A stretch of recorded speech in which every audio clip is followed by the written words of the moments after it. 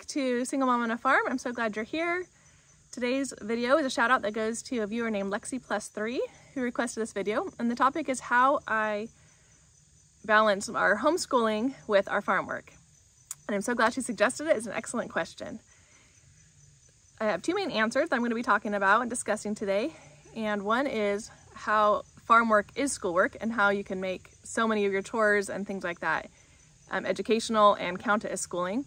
And then the other is probably what she wants to hear most is how do I do like more formal schooling? How do I fit in math papers or spelling tests and stuff into our day with everything else that we have going on around the farm?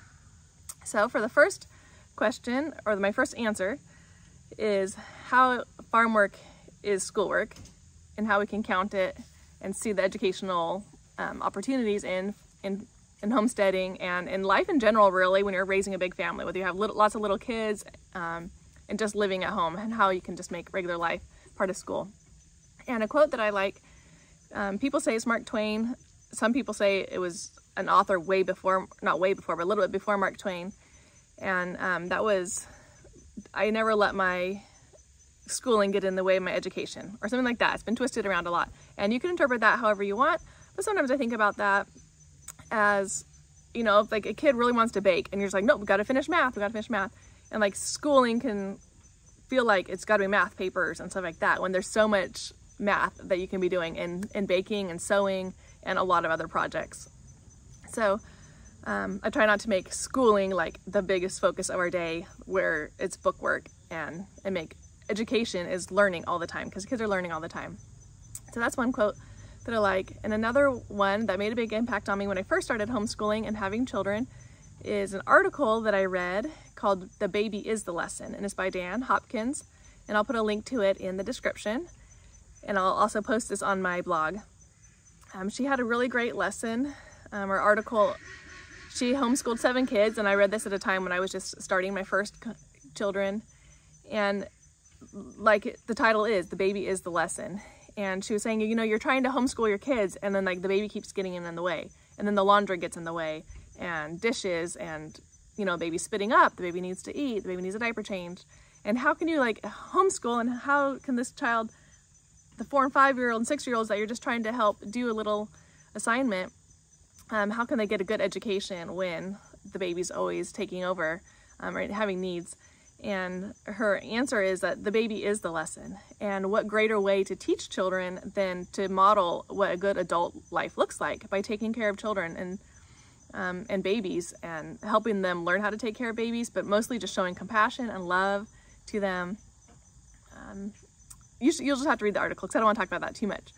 But anyway, so I just think of that when I'm thinking, oh, I'm not doing a good job homeschooling today, then the main thing that they're learning from me is how I'm interacting with others, how I'm treating each other, all of the children in the family, how I'm treating customer service people on the phone, or, you know, a doctor's office receptionist, or anybody, the librarians when we're out.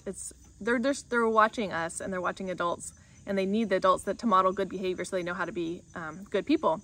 And if I don't do anything else, like if they don't get any good grades on the ACT or get into colleges or want, you know, or are very smart, the main thing is I want my children to be good people, have really good characters, and know how to treat others, know how to pick up trash when they see it, know how to open the doors for people, and just be really good people.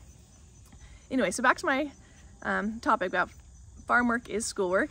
So I feel like all day long when we're doing chores and stuff outside, then they are learning a whole bunch that you could learn in a book, but it wouldn't really sink in. So for example, like last spring, we're starting our garden, and I realized like the whole day, we didn't do any school, and I realized, oh no, we didn't do any school. But then I thought, hey, so much of what we did was some sort of schooling. We were shoveling a whole bunch of manure from our cow and our cow pasture. And so, you know, you have to like learn exactly how much pressure to put on a shovel, and then they stick it in the wheelbarrow.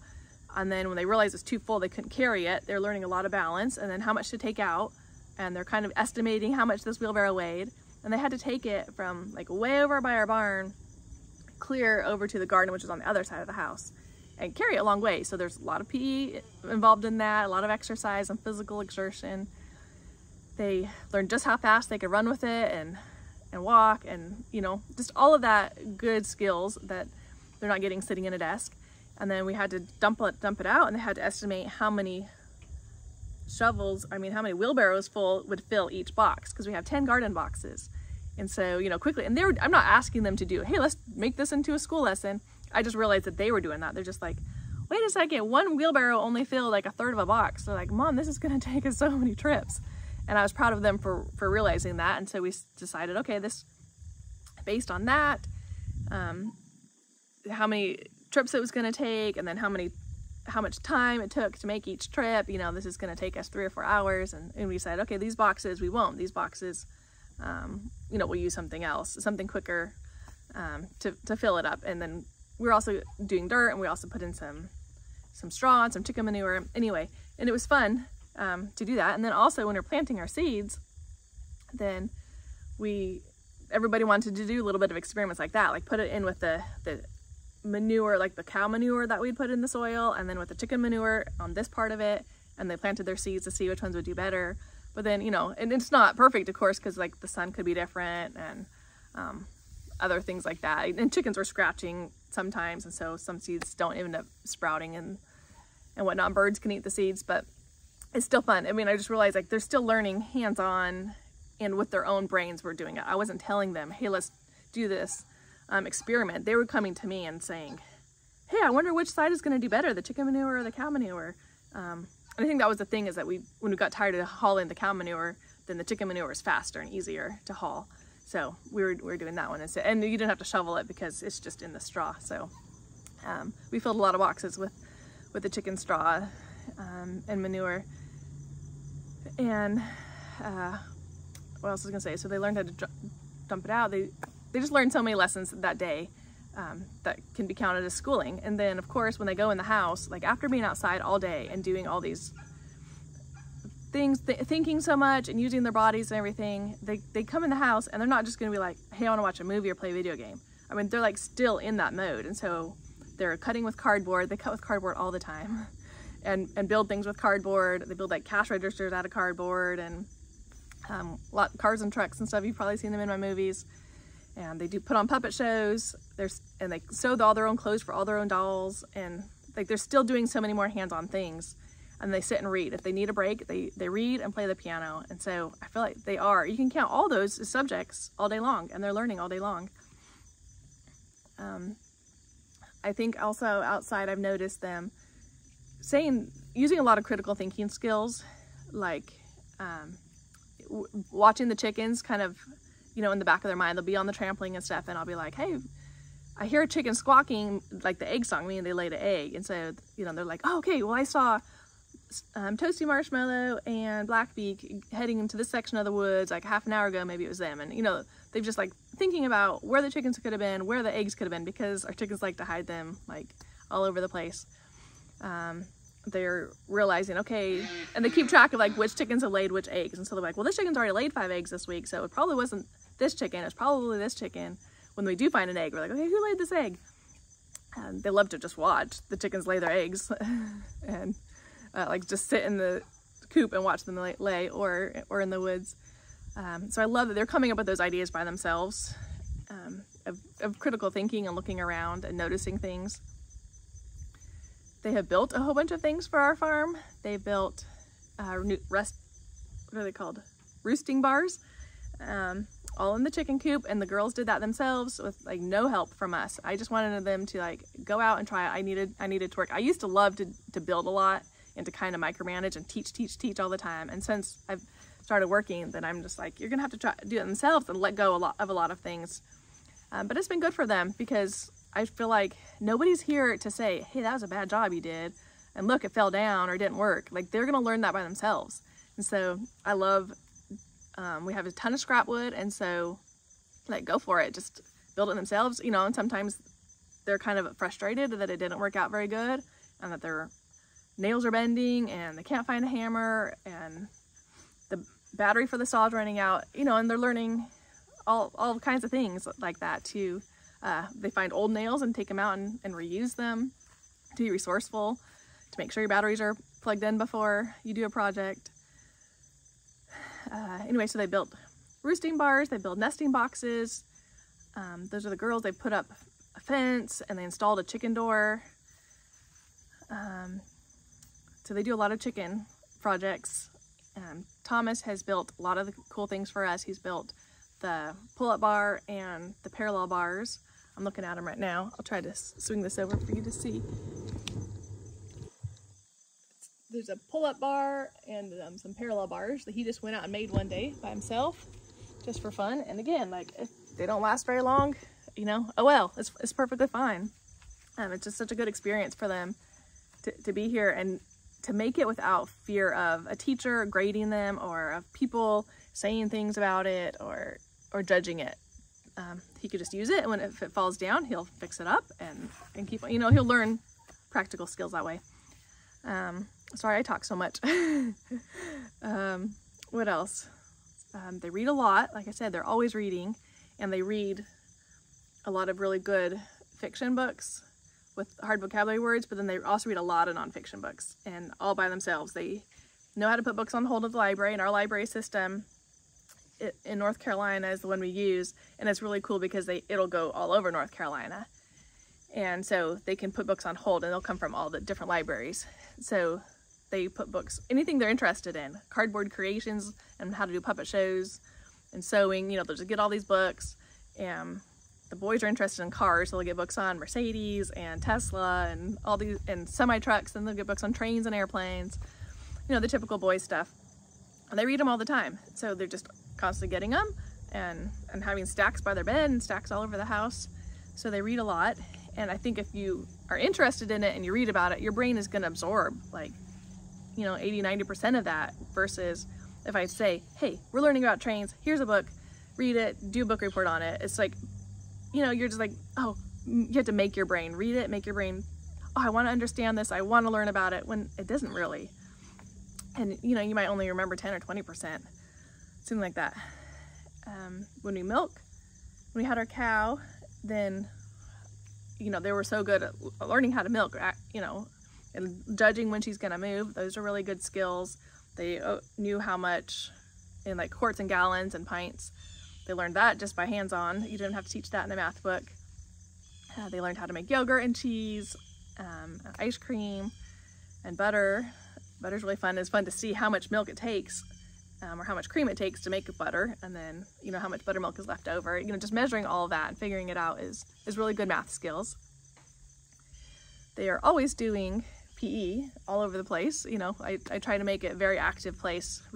They made a jogging trail recently around, some year I want to pave it a little bit so we can like ride scooters and stuff, but we have like a jogging trail, and we have trails in the woods and bike trails and the trampoline, the basketball, and things all over, so they're naturally just wanting to go out and run around and play. I'm probably rambling too much, but I think you get the idea that being on a homestead is educational all the time. And it can also be when you're just at home. You don't have to have a big homestead like this. I was always trying to do this, even when we lived in a little tiny house on 1/3 of an acre in town, was to have them be able to play outside all the time and to figure things out by themselves in the sandbox, you know, measuring and pouring sand, and then in the kitchen. We've always been a family that baked from scratch, and to let them experiment themselves, you know, dumping too much of something, it's okay. You know, we're not cooking for, you know, for company and for a whole cafeteria or a restaurant or something like that. Like, we're perfectly fine eating muffins that are really small and flat, and they've learned a hands-on lesson that they needed to try it out themselves, I think. So I let them try out a lot of things by themselves. And I think that's what learning is trying out things that they want to try out. And anything around the house can be learning. They love measuring laundry detergent and putting it in. They love folding clothes and dusting and doing all the housework chores that are really good for little kids to be learning from. And you can be singing songs while you work that teach things. I think talking to your kids a lot really teaches them a lot of stuff. Just explaining things, explaining the different timers on the different clothes cycles on the laundry, or anything that you're just thinking about as you go around town, reading out signs, pointing out signs, reading them, talking about directions, and, you know, we have like 3 more minutes to this place, and we're gonna make 3 more lefts to go to this place, things like that. So they're aware of their surroundings, and you know, and having a good conversation, and they read signs really early and know where they are and things like that. Well, enough about that. I'll make this part a little bit quicker. So the second part of the question is, how do I do the more formal schooling and balance that with farm chores? I think that's what people are wanting to know. And the answer to that is, I do school pretty seasonally. I do it like in either the coldest part of the day or the warmest part of the day, and then do our chores around that. So I might flip-flop our schedule a little bit. Like in the winter time, we do a lot of school in the morning when it's really cold, and then we might do our chores in the afternoon, like chopping the wood and hauling wood, and kind of just reserve the afternoon times for a lot of those farm chores. Even with our cow, we milked morning and night all summer long in spring and fall, and then about when the clocks change, then we went to once a day, and so we could just milk in the afternoon when it's the warmest. If we doing school kind of in the summer or you know, like late spring and early fall and everything, when it's still too hot, then then we will like do our chores all morning, maybe do the garden all morning. What other, you know, picking a lot of stuff, working on Blueberry Hill is a lot of work for us, and we'll do that for like first thing in the morning or late at night, and then we'll do the homeschool in the hottest part of the day in the house when I know they're just going to be kind of laying around the house anyway. I have schedules. If you're interested in past schedules from all of the years I've homeschooled on my blog, I'll put the link in the description also if you're interested in our different schedules. Most of them were before we moved here and I didn't have farm chores. But if you're specifically asking for farm chores and how I schedule it, that's about what I do. We do the chores when it's the best weather, and we homeschool inside when it's the worst weather, either really hot or really cold. For this year, our schedule is doing school from about like 8:30 to 11. They do their personal subjects like their math and spelling. They can do Duolingo and go to the piano and practice. They can do their own art project, their own science books that they are like just picking up from the library and doing, not like a science curriculum. They might work on those. And I'm just kind of there helping, doing some spelling tests, helping, walking around helping everybody, but then I'm also able to vacuum, get the laundry started, kind of do some house cleaning, maybe look through the mail or something like that, just kind of be there. And after lunch, we're having them go play outside. It's just beautiful weather. Try to let me have some like 12 to 4, a chunk of time for me to work on my business. Sometimes they're kind of hanging out with me, but I try to just have that to be some business time. And then at 4 o'clock, we come together for geography. I know that sounds funny that it's in the afternoon, but that's what we're trying out. It's only September, so we'll see how it works out. But they like to have that big chunk of time to go play, and I like that big chunk of time to try to get some pressure off me of things that I really wanted to get done for my work. So we do geography, usually set up a picnic table right over there and do it outside because it's such a nice weather, and it's just really fun to do school outside and really relaxing. And that way Thomas can have the house, and he usually does a lot of his music stuff, like the piano, while we're doing geography out here, and we'll do our read aloud book, which is also geography related. We will study the population and the capital, the ranking in size. We'll study a musician from the country and an artist from the country, and the foods, and then we come in the house and we make a dinner from that country. And most of the time we just do one country a day, and then sometimes if there are countries we just don't really care about or that all kind of seem the same, we'll put a whole bunch of them together. Like yesterday we did all the former Yugoslavic countries and stuck them and just learned them all at the same time because they were kind of getting bored with just learning each one individually. So that's our schedule. That's our ideal schedule for right now. But of course things come up, especially the big farm chores, and maybe that's what you're asking about, is how do I handle the big farm chores. And Monday I had seen that a big storm was coming and it looked like it's going to rain the whole rest of the week, and I wanted to get the garden pulled up, all the dead things, and the pumpkin patch had kind of all died, so I wanted to pull out any pumpkins and then mow over it, so before this big rain and everything got all muddy. So we spent several hours outside working and having a great time, just getting our garden in shape for fall. Then in the afternoon, they wanted to do a fall It's All party, which I forgot to explain in the vlog that I just did, but it is where either on the first day of fall or our first cold day, then we get out our fall decorations and we put on music that we call Fall That's All. I think it's called Autumn Songs by John McCutcheon. And we'll put it on and dance and put up our decorations and have some food and everything. So we cleaned the house for that, and we studied Switzerland. So we did get our geography done that day. We studied Switzerland. I think we skipped read aloud, and we skipped like the math and spelling and all of our personal subjects because we were doing the big yard work project that took a good part of the day. Then we made some Swiss fondue, some chocolate one and a cheese one that was really good, and some other good food, and we did our fall party. And I think, you know, we had such a wonderful family day, and I think that's what kids are going to remember more than they're doing their school that day. It was really exciting watching the storm come in. Oh, we'd also spent a couple hours like putting away the picnic table, all the bikes and toys, making sure swings aren't gonna like blow away or anything, because we didn't know how bad the storm or the wind would be. I think it's important for kids to realize that and take responsibility for this stuff, and then it's just a fun, exciting, like, hey, a storm's coming, yay, this is really fun, and helping get the house ready for it, and know that things happen. Like, your parents just don't do all that for you. We all can contribute to that. That was a great day. So that was really fun. And so we didn't get a lot done, but we got a lot done, you know, with our fall party and with the yard work and everything. And last week we had something similar where Monday I took the 4 girls on a hike. I really needed to get away. I had some stressful things happening, not within the family, but I needed to get a hike in. So I took the 4 girls, and we got back around 4 o'clock and just went straight to geography. We did, I can't remember what country we did that day, but we did our geography worksheets. You can find those on my website also. And then we made dinner, and we didn't get to our other subjects. Oh, and then the rest of the week was grandparents came unexpectedly. We didn't know about them, and so we took the Tuesday, Wednesday, and Thursday off to hang out with them, of course, because it's only the second time they've come in the 3.5 years we lived here, and we really want to spend time with them.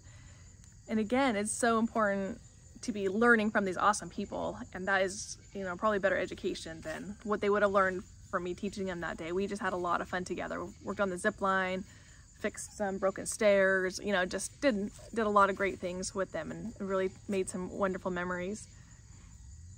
Then Friday and Saturday we had to cram in a whole bunch of school, which was fine. We did school like all day Friday, and I think from like 9 in the morning till 6 or 7 at night, and that was fun. We got caught up on a read aloud, you know, reading for like an hour and a half instead of just little 20 or 30 minutes.